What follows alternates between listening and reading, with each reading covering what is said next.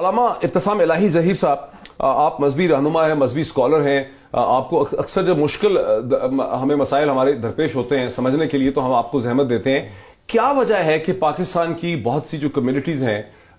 خیبر پختونخوا کے اندر، کراچی کے اندر، بہت سی اور جگہوں میں، ٹرائبل ایریاز کے اندر، ان کے ذہنوں میں یہ بات چلی گئی ہے کہ یہ جو پولیو ویکسین کے ڈراپ ہیں یہ مغرب کی مسلمانوں کے خلاف کوئی سازش ہے، بچوں کو بانجھ بنانے کی سازش؟ کیا وجہ ہے کہ یہ کیسے پھیل گیا یہ لوگوں کے ذہن میں؟ دیکھیں بنیادی طور پر بات یہ معاشرے کے اندر دو طرح کے طبقات ہوتے ہیں، یعنی دو طرح کے اوپینین لیڈرز ہوتے ہیں، ایک پروفیشنل ہوتے ہیں اور ایک دینی اور شرعی اعتبار سے لوگوں کی رہنمائی کرنے والے. جن طبقات کا کام شرعی اور مذہبی رہنمائی کرنا ہے ان کا بیسیکلی ہوتا ہے کہ فنڈامنٹلی لوگوں کو اس بارے میں گائیڈ کرنا کہ ہر وہ چیز جو علاج معالجے میں آپ کی مددگار ہے یا آپ کے جسم کو اور آپ کے اعصاب کو تقویت دیتی ہے یا آپ میں امیونٹی کو پیدا کرتی ہے یا جراثیم کا مقابلہ کرنے کی صلاحیت آپ میں اس کے نتیجے میں پیدا ہوتی ہے، آپ کو اس چیز کو انڈورس کرنا چاہیے، اس کی حمایت کرنی چاہیے.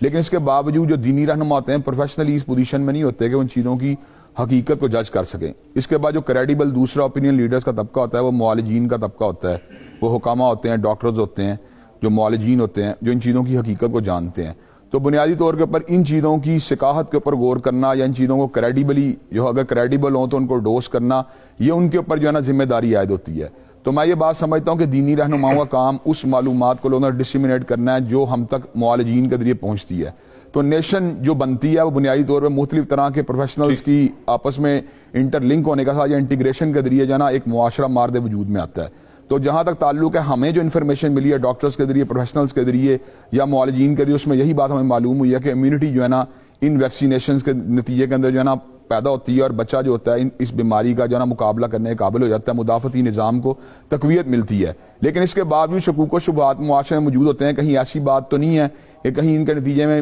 بچوں کو سائیڈ ایفیکٹس کے نتیجے میں یا براہ راست جو ہے نا ان کو ٹارگٹ کیا جا رہا ہے. لیکن میں یہ بات سمجھتا ہوں اس چیز کو ایڈریس کرنا یا اس چیز کو ان کنسرنس کو جو ہے نا ریموو کرنا یا لوگوں کے خدشات کو جو ہے نا ختم کرنا اور علماء کو مزید تقویت پہنچانا یہ ہمارے پروفیشنلز کی ذمہ داری ہے، ہمارے ڈاکٹرز کی ذمہ داری ہے. تو ہم یہ بات سمجھتے ہیں اللہ کے فضل و کرم سے پاکستان کے پروفیشنل جو ڈاکٹرز ہیں ان کے اوپر ہم اس بارے میں کسی قسم کے شک کے اندر مبتلا نہیں ہیں. ہمیں ان کے بارے میں کسی قسم کی ریزرویشن نہیں ہے کہ وہ قوم کے کوئی نتیجے یعنی کسی ایسی ان کو دلدل میں دھکیل دیں گے اس کے نتیجے میں ہماری نیشن یا ہمارے بچے جو ہیں کسی قسم کے کرائسس کا شکار ہوں. تو اصل میں یہ جو ایک آپس میں ہمارا کمیونیکیشن بیریئر ہے اس کو بریج اپ کرنا جو ہے نا یہ ہماری ذمہ داری ہے. اور میں یہ سمجھتا ہوں میڈیا کا پلیٹ فارم اس اعتبار سے بڑا بہترین پلیٹ فارم ہے کہ وہ ہمارے معالجین اور علماء کے درمیان جو ہے نا ایک کمیونیکیشن بیریئرز کو دور کرتا ہے، ان کو بریج اپ کرتا ہے اور ہم مکمل طور پہ جو ہے انٹیگریٹڈ فارم کے اندر پبلک کو یہ میسیج دینے کی پوزیشن میں آتے ہیں کہ آپ کو یہ ویکسینیشنز کو استعمال کرنا چاہیے. اور ہم اس مسئلے کے اندر علماء کی کریڈیبلٹی کے اوپر ہم جو علماء کی کریڈیبلٹی کے اوپر یقین رکھتے ہیں اور معالجین کو بھی کریڈیبل سمجھتے ہیں.